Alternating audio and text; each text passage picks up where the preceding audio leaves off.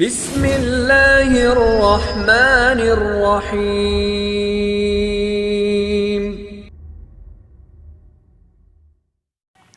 آج کا سوال ہے کہ خالد حسین خالد کون تھے؟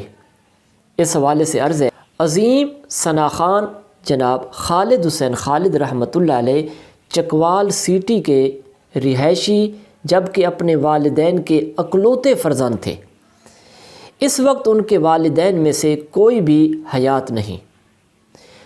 خالد حسین خالد نے علوم اسلامیہ کی تحصیل کے لیے دارالعلوم محمدیہ غوثیہ بھیرا شریف کی شاخ چک شہزاد یعنی اسلام آباد کا انتخاب کیا اور وہاں سے درس نظامی کی تکمیل کی۔ نعت خوانی میں بہت نام کمایا بلکہ اپنا لوہا منوایا۔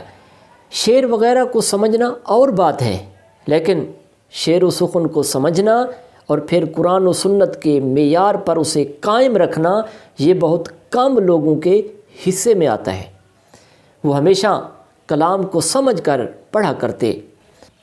عہد وجود میں نعت خوانی کے قدیم انداز کو جن چند شخصیات نے سنبھال رکھا ہے ان میں سے ایک جناب خالد حسین خالد رحمۃ اللہ علیہ تھے، جبکہ چند ایک مزید نام اس فن میں نمایاں نظر آتے ہیں۔